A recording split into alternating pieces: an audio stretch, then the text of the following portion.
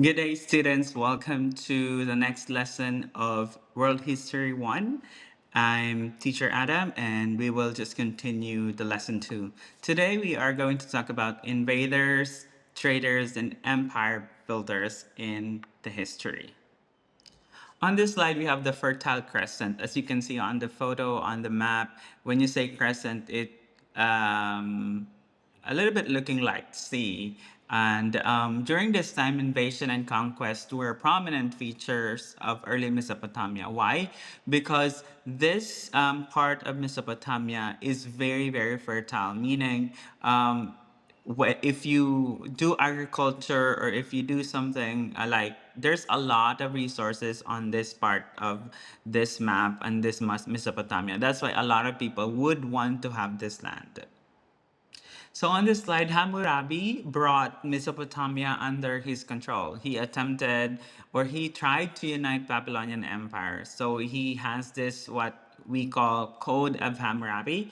It was the first major collection of laws. So as you can see on the slide, Hammurabi, as a leader of Mesopotamia or Babylonian Empire, he tried to make laws, or he had this major collection of laws.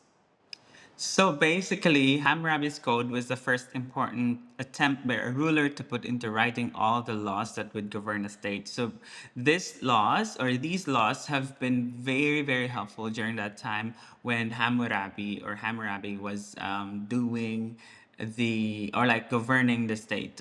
And Hammurabi's Code covered both civil and criminal law. The other things that Hammurabi did during his reign is that he also improved on irrigation, meaning the agriculture, repaired temples, and promoted one god over others. So this is the Babylonian god Marduk, just like what you see on the photo. That's what he did during his reign.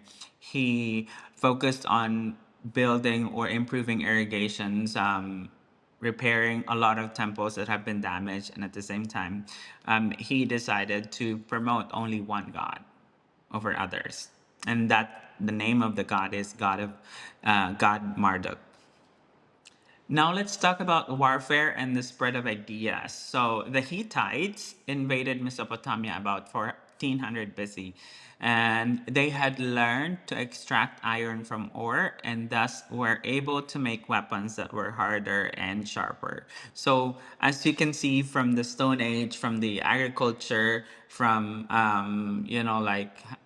using metals, you can see also that it's really like the way they utilize and discover things or resources around them, especially in this warfare.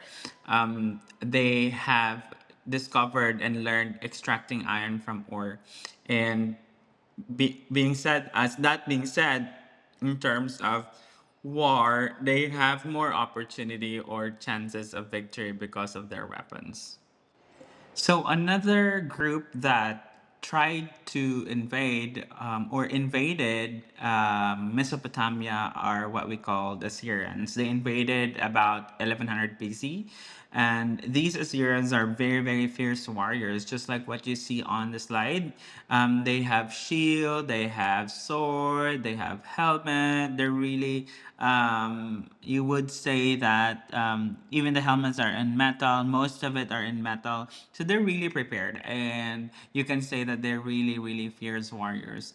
King Assurbanipal, under the group of Assyrians, founded one of the first libraries at Nineveh.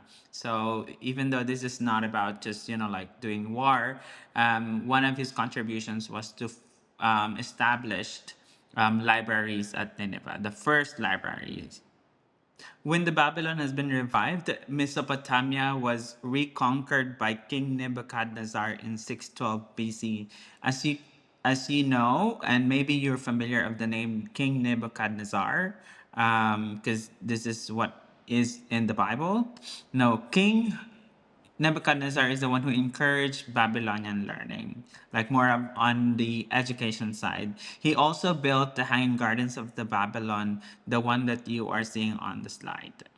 Another empire that conquered Mesopotamia in 539 BC is what we call Persian Empire.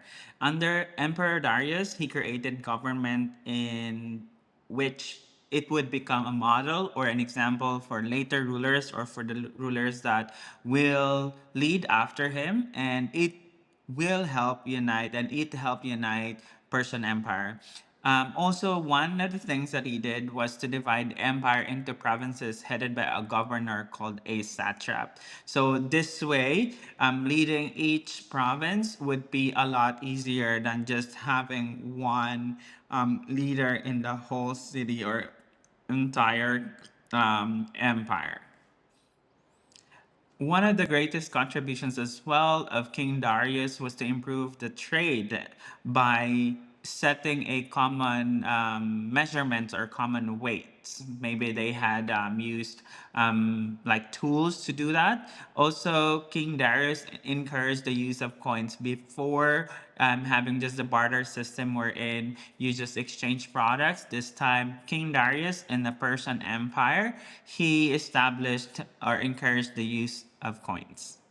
When it comes to Persian religion, there is what we they call a Persian teacher, Zoroaster. He helped to unite the empire by promoting a single god, Ahura Mazda. On the Assyrian side, it was god Marduk. This time it is Ahura Mazda, just like what you see on the photo. His way is to establish unity using religion. The other group who tried to conquer Mesopotamia is the group called Phoenician sea traders.